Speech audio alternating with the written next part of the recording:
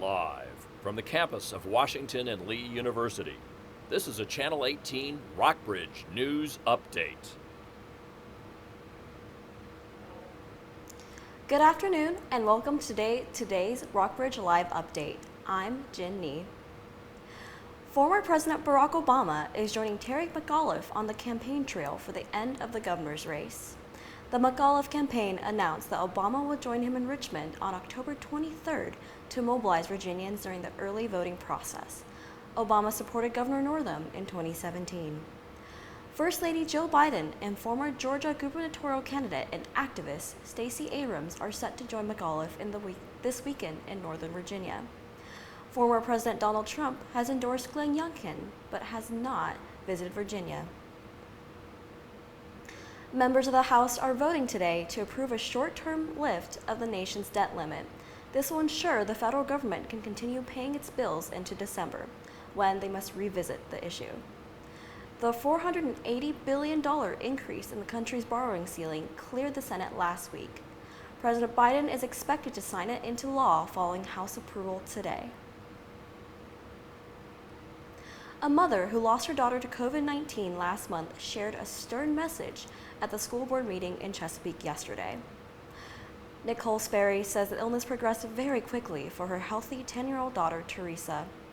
She said that COVID is not over, especially for children. I was sitting next to my healthy daughter's deathbed. She died 5 days after showing symptoms. Sperry is also a teacher for Chesapeake schools. Teresa's funeral was held Sunday, the day before the school board meeting.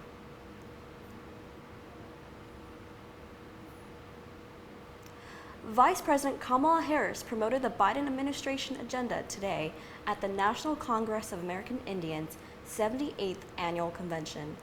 The Biden administration recognized Indigenous Peoples Day for the first time yesterday.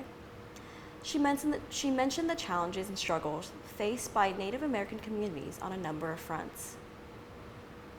Today, we also know that Native American voters are being systematically denied access to the ballot box, which is why we must pass the Freedom to Vote Act and the John Lewis Voting Rights Advancement Act. Harris said Biden's climate change and social safety net expansion package would go a long way to correcting inequalities for Native Americans. The $3.5 trillion legislation is currently stalled in Congress. What happened to Gabby Petito? The influencer was found dead in Teton County, Wyoming, last month.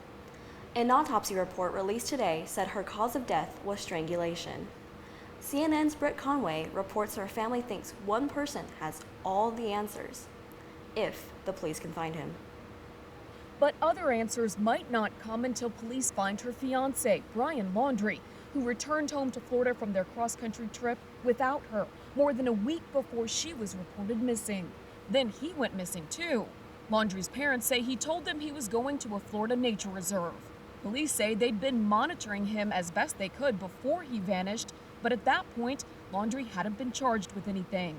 I mean, the guy goes for a walk in the Carlton Reserve. He's not wanted for a crime. I mean, what are we supposed to do? We're going to go tree to tree, following him back through the woods? I mean, you know, it just wasn't there with the information we had in this case.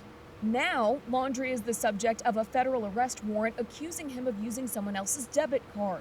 So if they find him, now they can take him in. But police say they haven't found any physical signs of him, and none of the tips from the public have panned out. He's the key. He's the key to the puzzle. Yeah, what happened out there? You know, until they find him, we won't know. We believe he knows everything. I'm Britt Conway reporting. Las Vegas Raiders head coach John Gruden resigned late last night after a New York Times report revealed homophobic, misogynistic, and racist remarks he made in emails over a 7-year period. The emails were sent while he was an ESPN analyst. Gruden sent many of his emails to former Washington football team executive Bruce Allen. The Times says Gruden denounced the emergence of women as referees, the drafting of a gay player, and the tolerance of players protesting during the playing of the national anthem. Gruden said he was not a racist. He apologized after the Raiders game on Sunday.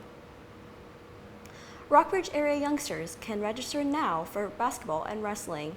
The Rockbridge Area Recreation Organization, RARO, says registration is open for kids age 5 through 13. Registration continues through October 22nd. That's all for today's update. Stay up to date on regional news by visiting rockbridgereport.wlu.edu. We won't have a broadcast this Thursday. Tune in next Tuesday for another Rockbridge Live update.